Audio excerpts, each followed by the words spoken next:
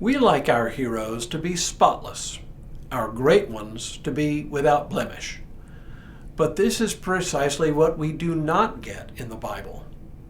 With the possible exception of Jesus, virtually all of the people through whom God chooses to work throughout the Bible are flawed people, which is to say, they are exactly like us, sometimes even worse. This pattern of heroes showing their flaws is on full display in the very first story about Abram after his call by God.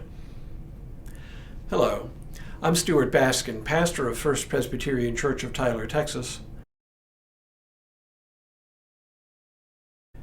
Yesterday we learned that Abraham was a man of faith who trusted God. He left his home to go to a place that God would show him, even though God apparently didn't even tell him where he was going. A pretty good start indeed. But then in the very first episode following Abraham's move to the Promised Land, we see at least one and probably more of Abraham's faults on full display. Here's the story. Now there was a famine in the land, so Abram went down to Egypt to reside there as an alien, for the famine was severe in the land.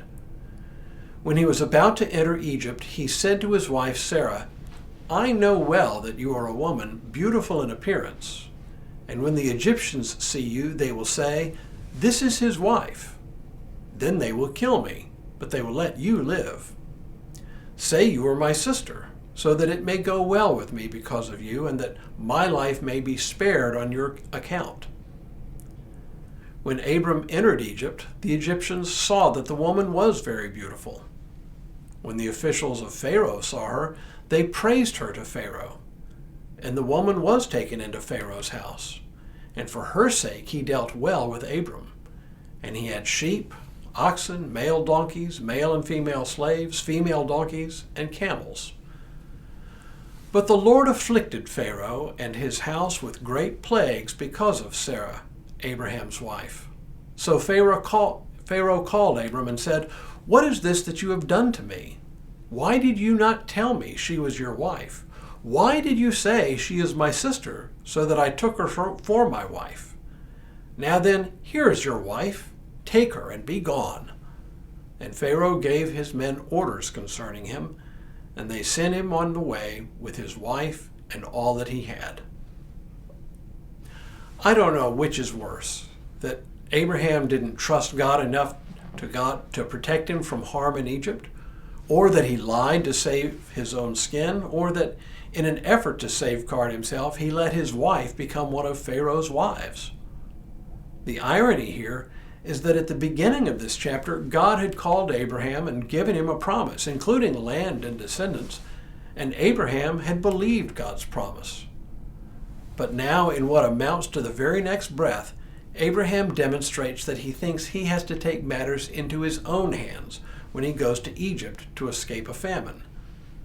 Surely, having promised Abraham land and descendants, God could be counted upon to keep Abraham safe long enough to fulfill those promises. Abraham, however, doesn't act in this case with the same trust in God that he had demonstrated when he left home and family to go to the land God promised to show him.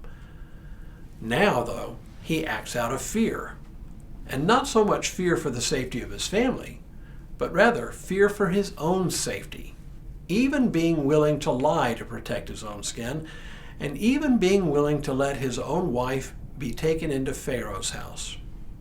Like I say, I don't know which of these things is worse.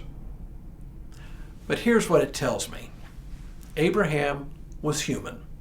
Thoroughly, completely, unquestionably human.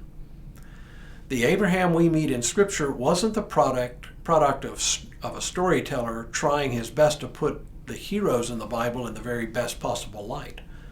There was no attempt to burnish his image, to make him appear greater than he actually was. No handlers to correct him, no PR people to spin the narrative.